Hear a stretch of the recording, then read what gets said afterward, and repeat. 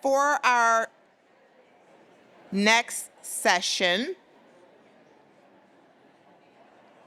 we will have research report approaches to public engagement by Matt Williams, Managing Partner, Chief Growth Officer of Brand Federation. So if everybody can join me and give a warm welcome to Matt.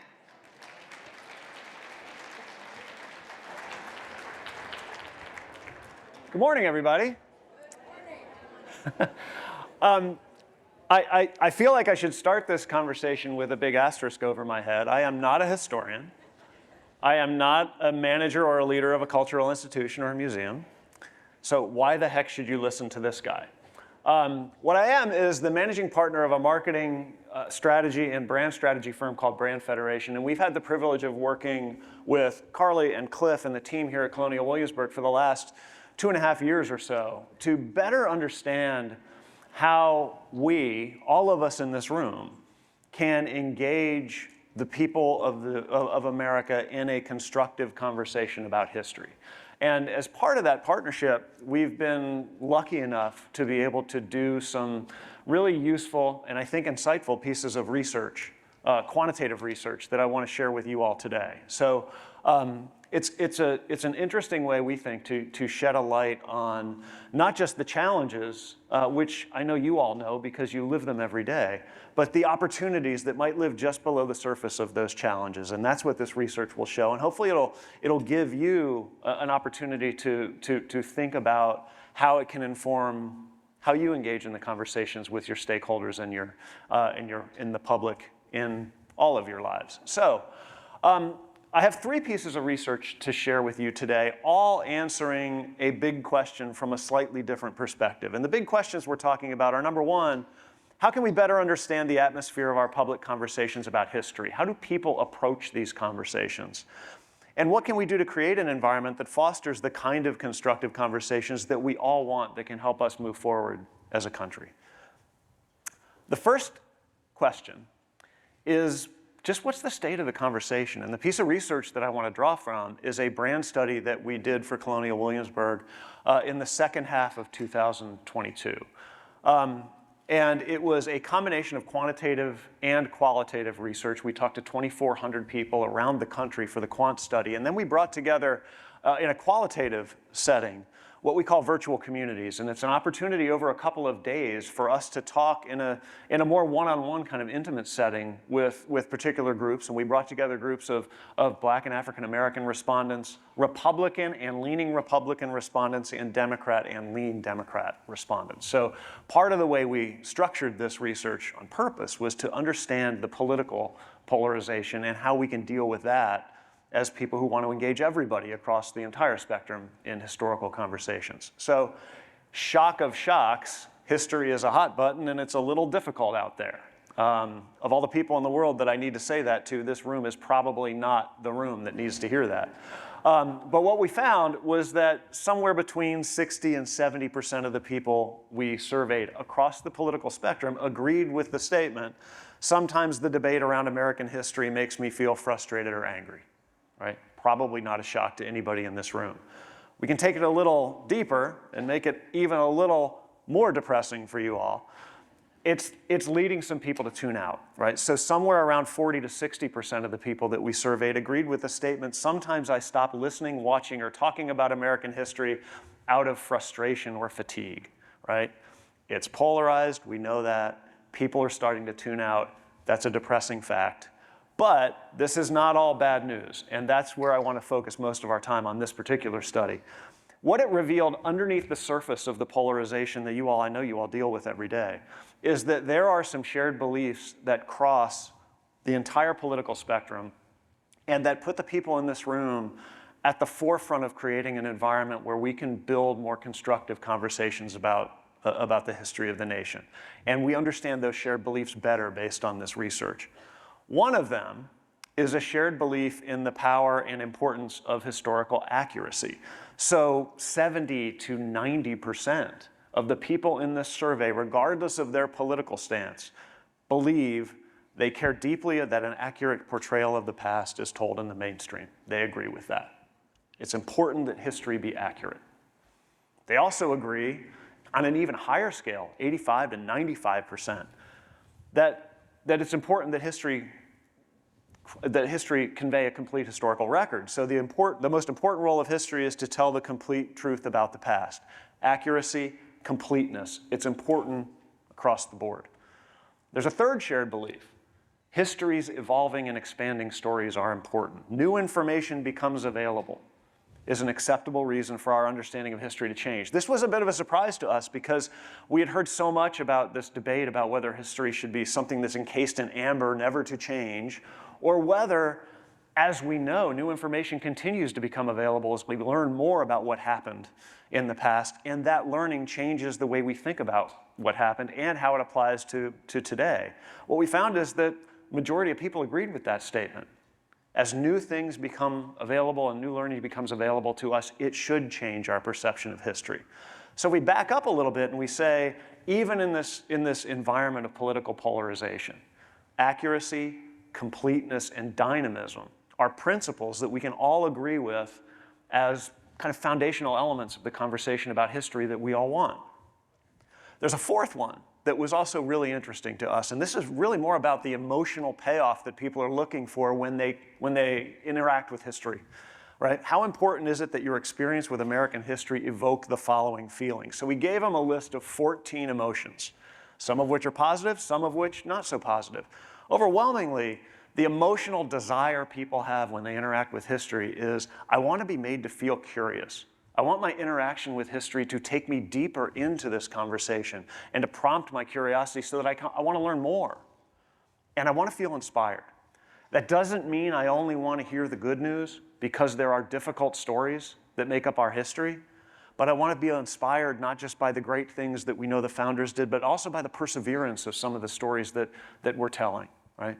Curiosity and inspiration are the emotional payoffs that people want across the board. This was true regardless of political leaning. So as we step back from the sometimes depressing reinforcement of what we all know to be true in terms of the polarization of the environment we're dealing with, when we look below that surface, there are some shared beliefs that we think can be really foundational in engaging people in the kind of conversations that we all in this room want them to engage in.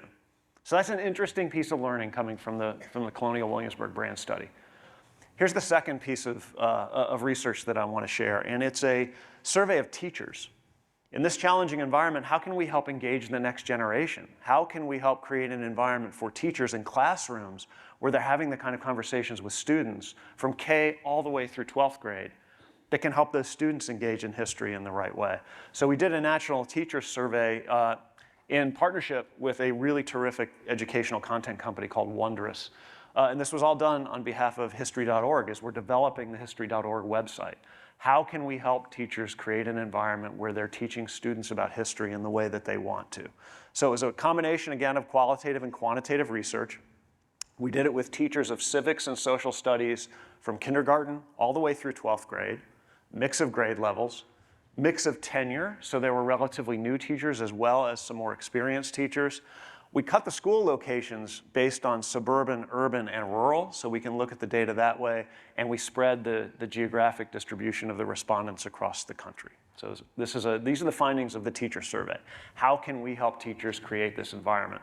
Just like the last survey, I'll tell you some things that you probably already know, and one is it's really tough out there.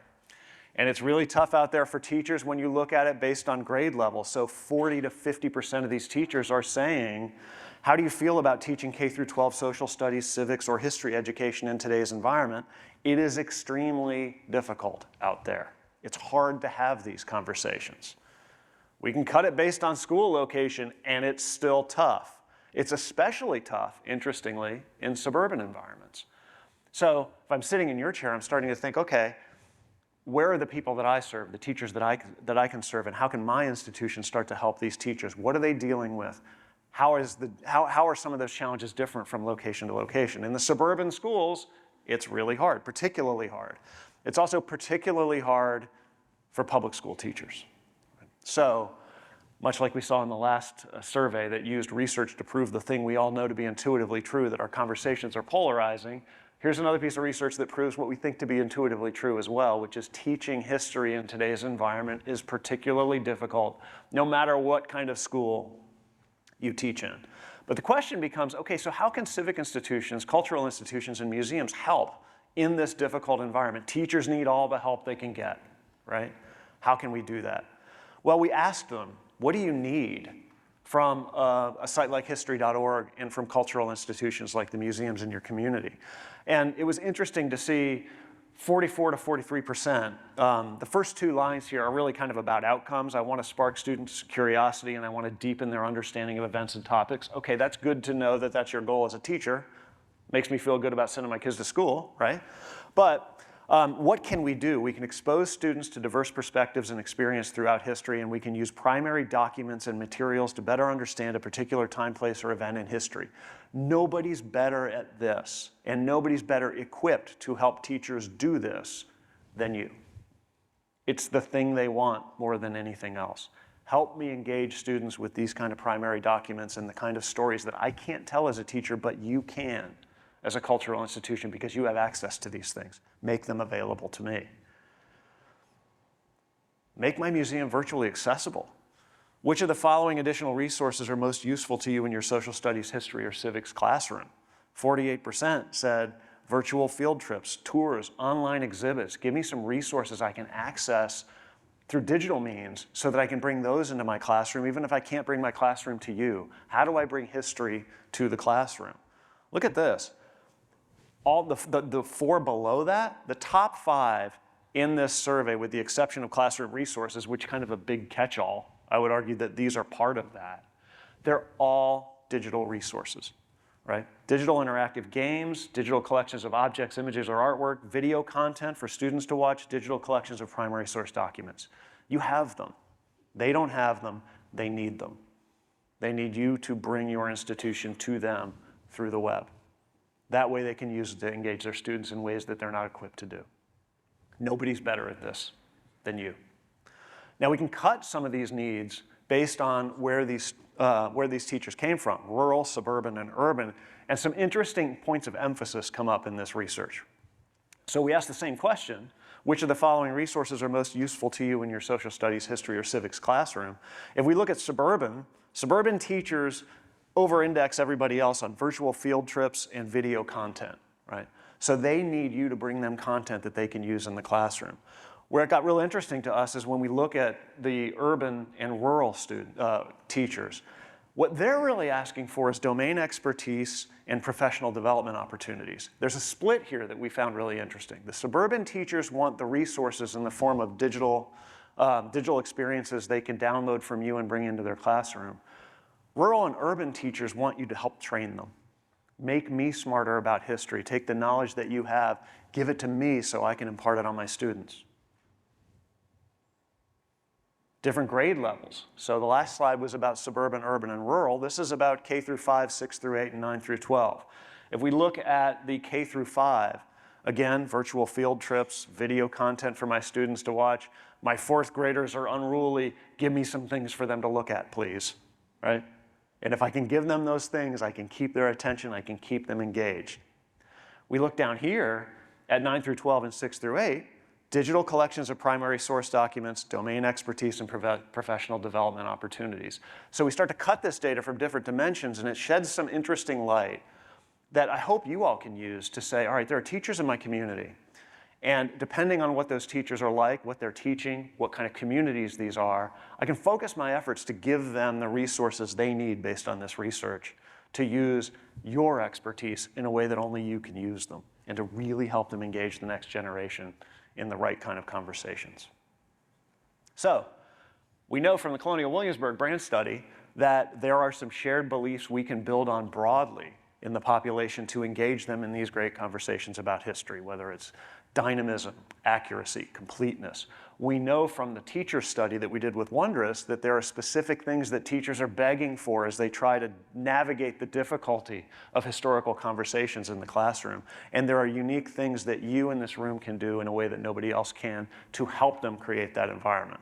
The third piece of research is a creative piece of research that we did with Colonial Williamsburg. And what we mean by that is we actually created some advertising and put it in front of people to get a reaction to the best way for us to use marketing communications to communicate the kind of conversations you can have at Colonial Williamsburg.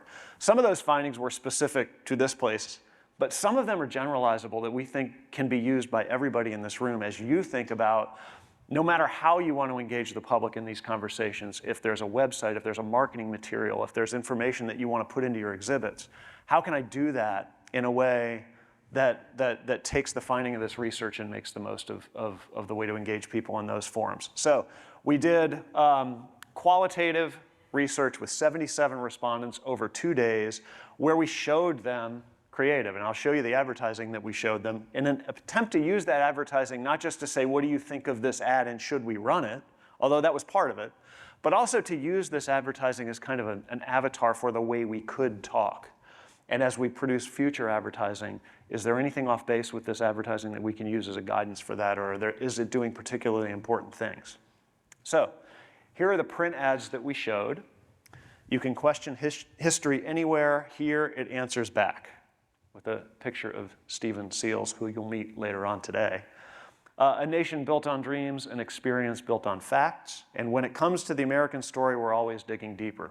The idea here was to take some of the insights that we found from the brand study about accuracy, completeness, people's desire to interact with history in new ways, and to bring that kind of experience to life in advertising in a way that Colonial Williamsburg can deliver it in a unique way. And we learned some very interesting things from this study. Number one is to make sure we always come back to the idea of connecting the audience to what's unique about this experience. And that, I think, is a generalizable piece of advice for everybody in this room. Everybody spends lots of time and energy, and your teams spend a lot of time and energy creating experiences that are unique to you. What's the nature of those experiences, and how can you use marketing communications to give people almost a virtual sample of what that experience might be like? That's what we were doing with the Here It Answers Back ad, where it shows Stephen kneeling down and talking to a child as an interpreter. That's a unique experience. It's a perfect summary of what you can expect from your visit and appeals to the very reason history buffs and tourists visit. It invites the viewer to the experience. As we put that ad in front of people, they could put themselves into that situation, and it felt appealing to them. The focus on James Armistead Lafayette, or an unsung hero in the fight for independence from Britain, is commendable and something I wouldn't have thought about when hearing about the brand. If you depict the right experiences in the right way, it can open people's minds to think about the experience that you're offering in your institution in a new and different way. And that new way of thinking about your experience can prompt them to want to engage more with you because you're not what they thought. What we found with Colonial Williamsburg is there's a lot of people who are aware of this brand, but they're aware of it the wrong way. They think it's an old experience that their parents dragged them to 20 years ago. It's not. It's dynamic and amazing and interesting, and they're always learning more about what happened here. When we can bring that kind of dynamism to life with people, it can get their attention in new ways. The same thing can be true for you. Here's another learning. Highlight your diversity efforts, but with a purpose that enhances the history. I loved this because now we are tapping into a market of African Americans who want to know their history other than being slaves. I really like this. It makes it clear that their diverse staff isn't just for diversity's sake, that they are actually opening your eyes to an entire world of history much of us have been excluded from. Destroying or covering up American history does not negate things that have happened, good or bad. How can we know where we're going and what works or doesn't work if we don't know where we've been? You can kind of see how the engagement with this particular ad started to get people to think about the role of history in their lives. How can we know where we're going if we don't know where we've been and what we've done well, what we haven't done well? It shows people's open mind to seeing and hearing about stories that they didn't know about. And it was part of why they loved this ad about James Armistead Lafayette and the work that Stephen Seals does, because it opened their mind to stories that they didn't associate with this brand, and they're stories they want to hear. So when we could connect that kind of diverse representation in our advertising to the stories that people want to hear, it became more than what people are looking for in terms of a checkbox of diversity. It started to say diversity is woven into the experience, and that kind of diversity is what I want from this historical experience because I know there are stories that I don't know, that I need to know. Not shockingly, there are hot buttons out there, and hopefully we found out what some of those were. So you're welcome. Narrative. There's a line in one of the ads that we tested that says, it's not about a narrative, it's about a nation. And we did that saying, there's a lot of skepticism about the source of historical information. Accuracy is so important, but we're skeptical because we're polarized. And we wanted to go right at it and say, that's not what Colonial Williamsburg's about. We're not about a narrative. We're about the nation. We're going to tell you what happened here. That word shut people down.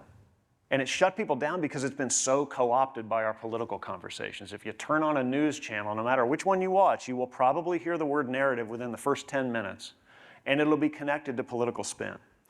So people hear the word narrative, which we use differently, and they hear spin. So narrative is so often used in relation to a distortion rather than evidence-based historical facts. I like the focus on the nation rather than the narrative. This person got it. They were one of the few who got it. What does not about a narrative mean? Seems kind of weird to include it here. It's still a narrative. Humans are telling their own story of Colonial Williamsburg, hence their own narrative. What we realized is that word itself just walked into a whole, it walked into a whole problem of people shutting down and taking exactly what we didn't want them to take from the use of the word. There are others, and they fall into some categories. Narrative is one that falls into this one on the left, which is co-opted political terms, right? So let's be careful about the language that we use. I will put a caveat on this conversation that's really, really important, because I'm not standing up here saying to you, you shouldn't use this language. What I'm standing up here saying to you is through our research, we found that the use of this language needs to be done very carefully. If you're going to use this language, you need to be thoughtful and you need to be aware that depending on the context or the audience you're talking to, there is some language that can put up walls to engagement and can shut people down, which we know is not what any of us are in this business to do. Quite the opposite, right? So let's be aware of some of the unintended consequences our language can have. The second one is overly dramatic tone. So I did this. I wrote a message that I wanted to put into testing that came from a conversation I had with a historian who was very passionate about, the stakes of the American Revolution. People need to understand how amazing this was and how these people stepped up and they put their lives and their families' lives on the line, and this wasn't supposed to work.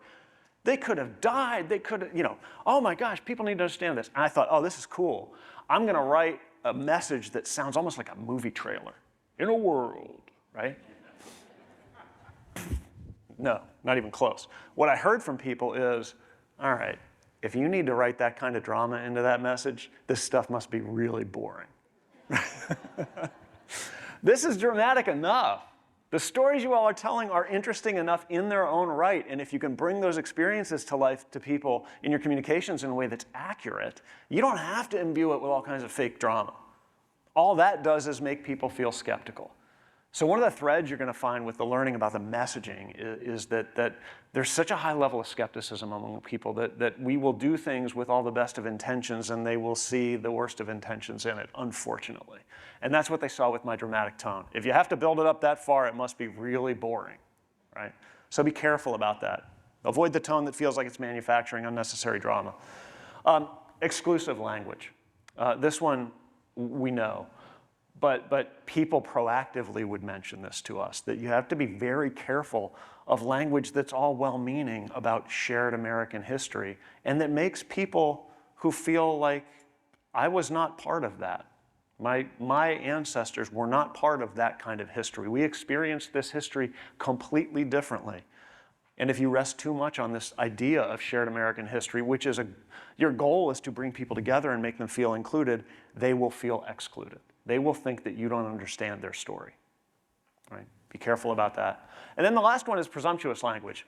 Again, why am I listening to this guy on the stage? Because he keeps talking about this the wrong way. I wrote a thing that we put into testing that began with the phrase, you can't fully understand our history unless you understand boom, boom, boom, boom, boom, boom, boom. And what we heard from people was, don't tell me what I can and can't understand, buddy. I'll decide that. And the theme that comes back to us is that this kind of presumptuous language, it makes people feel like you're not giving them the space to make decisions on their own. It makes them feel like you're not giving them the space to learn what happened here, to learn the historical, the stories we want to tell, and take their own time and in their own way decide what this means for them and how they interpret it, right? So there's language out there that we have to be really careful of. There's an important caveat here, right? Which, as we think about this language, we need to use these words with caution. I'm not standing here saying don't use them. I'm standing here saying when you use them, be careful how you use them and understand that they may create some unintended consequences with your audience. So use them with caution. Understand that they may get in the way of learning and further engagement. Context is important.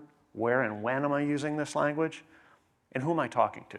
Some audiences are going to understand the nuances of these words and some won't. If you know your audience, you can be careful about that, and they will surprise you.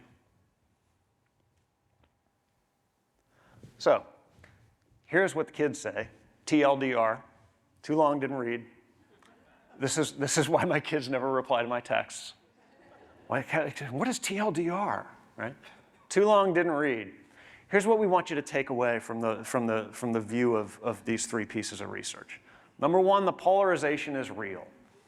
But below the surface of that polarization lies some shared beliefs that we can build on. They're really, really powerful. Accuracy, completeness, dynamism, and a desire for curiosity and inspiration. These are all good starting points for the conversations that you want to have. And nobody other than the people in this room are better positioned or more credible in the idea of possessing that kind of accuracy, completeness, and never-ending discovery of the stories that you're telling. You can rest on that equity, and that equity is something you can use to create the environment and the conversations that you want. The second is the idea that engaging the next generation can begin with helping their teachers, of course, right? What we know from the research now, though, is how. What are they asking for? What do they need? What challenges are they facing? The history teaching environment is tough all across the nation, no matter what grade you're teaching in, no matter what kind of school you're teaching in, private or public, no matter what kind of geographic environment you're in, whether it's suburban or rural, it's tough. Museums and cultural institutions can play a key role in equipping teachers with the resources they need to engage students of every age in every part of the nation. They want those digital resources. They want the things they can bring into school to get those kids' attention in a new way. It's harder than ever to keep kids' attention, but you have the resources that can do it, and they need all the help they can get. So what I'm hoping you can do with this research is take a look at it and compare it to where you are and who your best audiences are, and to say, okay, if this is the way I want that I can help them, how do I engage with them and ask for a little more information and prepare myself to give those teachers the help that they need? And then the last piece of research shows us that the communications can set the right tone for a kind of reimagined historical experience, right? You can bring your unique take on the historical experience to life in your communications. Show that experience that when I walk through your doors, what's it going to feel like? And how is that experience going to be different from what people might wrongly assume that experience is like? In Colonial Williamsburg, people think the people who haven't been here in a while think the experience is a little kind of, yeah, my parents took me there 10 years ago. Why do I need to come back? No, it's not like that. They're going to engage in new ways and different ways, and we're learning all kinds of things. And as soon as people understand that, it reawakens them to want to engage with your brand. So bringing your unique take on the historical experience to life in your communications. Focus on diversity as a vital part of your story. We know they are vital parts of the stories that you're all telling. People in our survey said they want to hear it. They want to hear those stories. And when they see that diversity represented in your marketing communications, they're open to it. They welcome it. They want to hear it. And be mindful of the language that can close off engagement. There are hot buttons we need to be careful of. So, what do we take from all this? I think what we take from all this is the things that we know to be true, the kind of polarization that we feel every day, rests on a hidden foundation of shared beliefs that we can use. And when we understand those shared beliefs and we can bring people together based on those shared beliefs, you can have the kind of conversations that you want. We know from the communications research how to engage people before they come in the doors, to make them excited and make them more prepared to engage in the conversations that we want. And we know from the teacher survey how we can use the unique resources that live in this room to help teachers in their challenging struggle to engage the next generation. So this kind of research, we're lucky to be able to do it.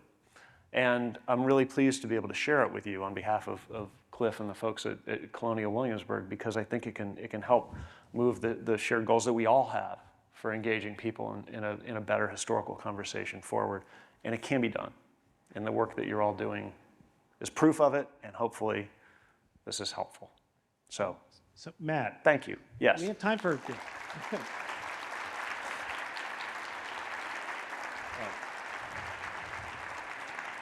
I think we have about 10 or 15 minutes. We do. I saw everybody taking pictures of every one of your slides. So I anticipate that. I thought they were taking pictures of me. No, no, the cameras were directed to the Yeah. sides. But I think we have time for maybe about 10 or 15 minutes of questions here. As everybody said, we Please, have done a yeah. lot of quantitative research on the state of the field here. And probably spending a little bit of time here would be useful for all of us That'd be in great. the room. So there are I'd going love to be to. some mic runners. I see a question back there. So I'll walk back here for the first question, and then the other one is over there. So if you could stand up and say where you're from and your question, that'd be fantastic. Hi, Matt Harry Warner in Richmond. I like the teacher thing, and that's exactly what we've been talking about, going off of Justin Thomas, and how do we get that out to the kids? The barrier is going to be the standardized tests like we have in Virginia with the SOLs. I'm sure the other states have as much. How do you get around that from, like Woody was saying, with the history, with the rote names and dates? How do you get around that? It's a great question, Harry. I'm not sure I have an easy answer to it. I know it's a reality that teachers, especially in Virginia, deal with. I'm sure it's not the only state in the nation who has that challenge.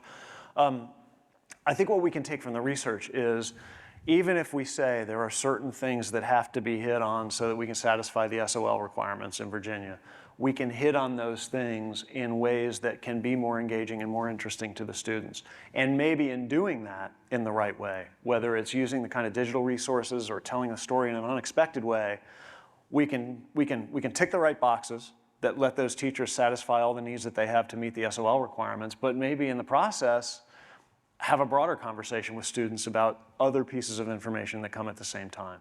And I think what we found is that the form of that content, regardless of the content itself, which SOL in a lot of ways can dictate, to your point, the form of that content can be really engaging and breakthrough in a way that the teachers don't have access to, and in a way that you all have a unique position to satisfy. It's why I highlighted the digital form of so much there, right? So if we separate the information requirements that might be dictated through standardized testing and the form of the information that delivers those requirements, if we can deliver those requirements in a new and more engaging form, it'll help the teachers, and maybe along with that can come additional information that can fuel a broader conversation. Okay, next question. As I'm walking the 3 feet over here, just remember we do have sessions on both digital content and meeting teachers and students in the schools this afternoon. So you might want to attend those based on that question. Amazing. Who knew? Hi, my name is Tony Perucci. I'm from Gunston Hall up in Northern Virginia.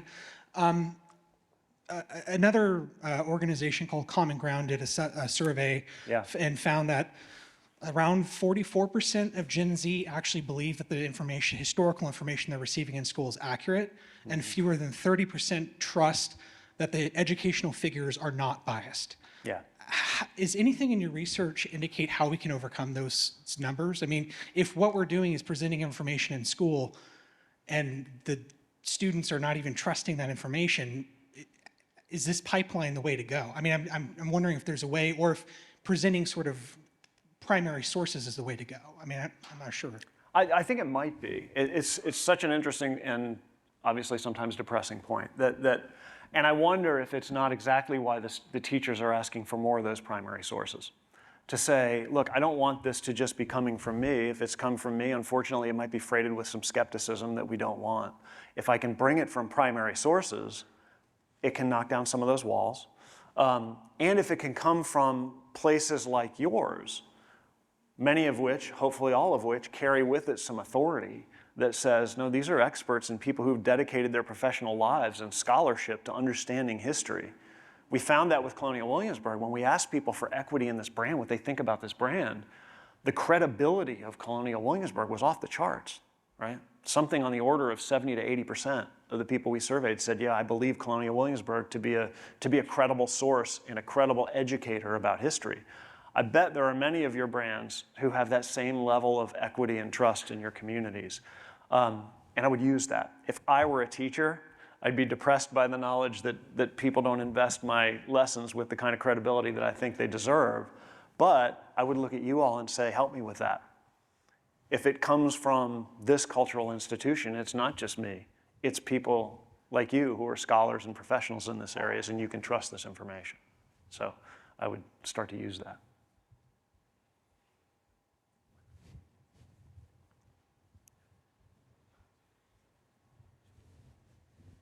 Hey, thanks. Kara Burton. I'm from the Eastern Shore of Virginia, particularly Northampton County.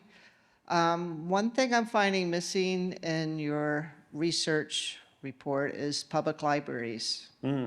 I hear you talking about museums, but I encourage everyone in the room to make sure they're not neglecting partnerships with public libraries. Most public libraries have local history collections and archives. Therefore, the primary resources. We already have digital resources or usually have hours open more frequently or more extended than museums do.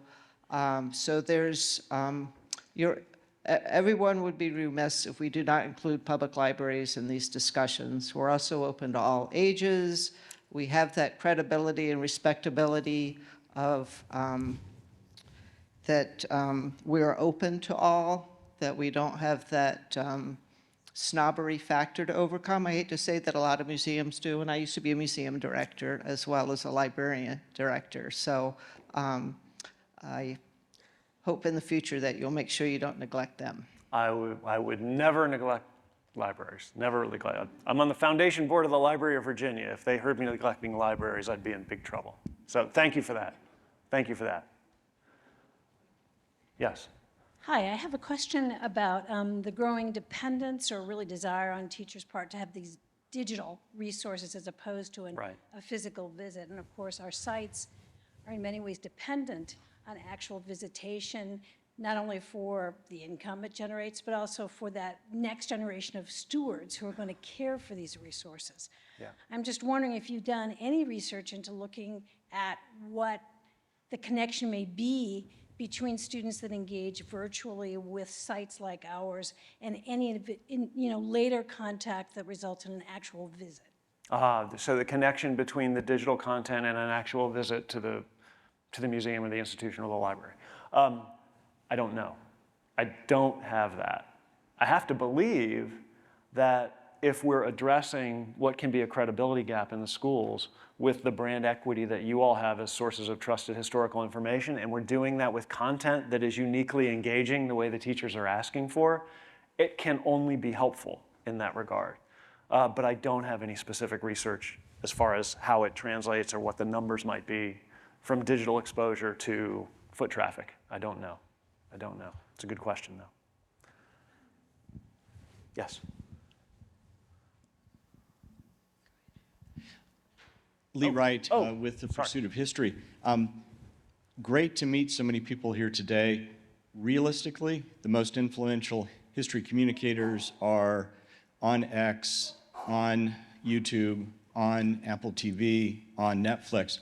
Has there been any thought given to trying to bring together creative history communicators across the spectrum, both from major media to niche media and niche digital, to try to have a conversation about this? Because I think you're exactly right. History does not have to be sexed up or dumbed down to be interesting. Yeah. Yeah. I think you all should get together. Now, there's a lot, I know there is work being done on that front to bring those of you who share that belief and that commitment to have these kind of conversations together so we can make the most of all the shared points of view and resources. A lot of that work is being done through Colonial Williamsburg, but that's what this is about. We should do more of that. Yeah, I would encourage you to do more of that. There's so much you can learn from each other. There are so many resources you can share. You're going to be so much better together than you are separately. So much better. So I would simply echo that point. Right over here. Other questions? Yes. This gentleman in the back.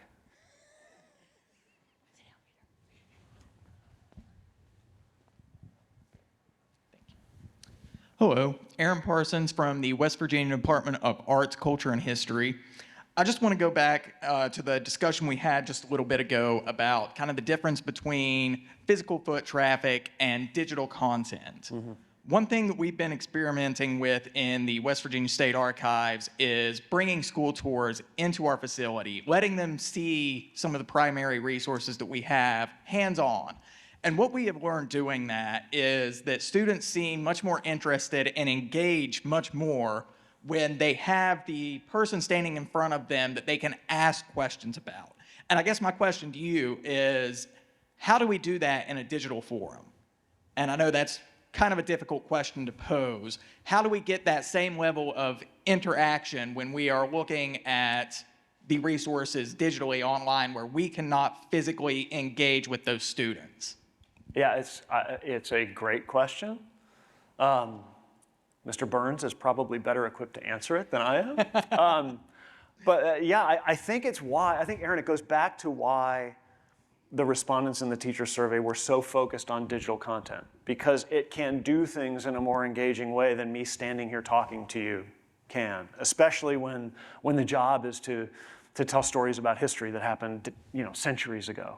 So I feel like there's a theme that connects a few of these questions, and you touched on it in the beginning of yours, which is that if we can fully use the digital and visual and audio tools at our disposal to create the kind of content that our kids are used to watching on Netflix and YouTube and in the movie theater, and bring history to life to them in that way, they're going to ask more questions. They're going to want to go to the museum or the library, and they're going to want to visit it in person. They're going to want to have those face-to-face interactions. So how we do it, it might vary from institution to institution because the stories you tell are going to be different.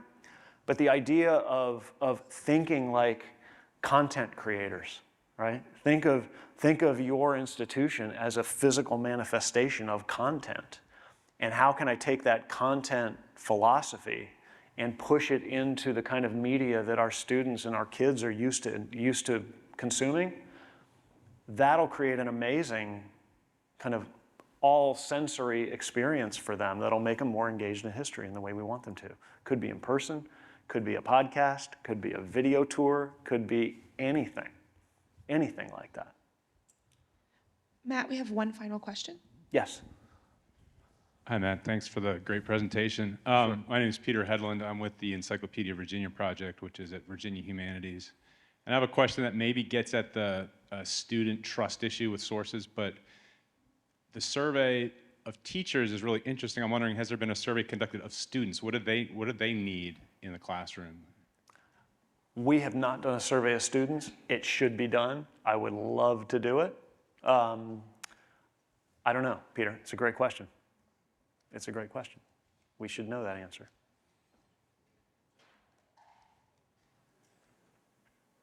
Very unsatisfying final question, Peter. I apologize. So anyway, there's always more research to be done, right? That's what you all do. You're scholars. Questions come from research. Every piece of research I've ever done leads to 10 more pieces of research I want to do. And I love it. And we're going to keep doing it. I was talking to Cliff earlier. It's one of the blessings that we have being associated with Colonial Williamsburg Foundation is we have the ability to do these pieces of research. And as we do them, we will continue to do them and share them with you. And hopefully, we'll give you something to take back to your institutions and implement however you see fit. So thank you very much for your attention and for being here today. I really appreciate it.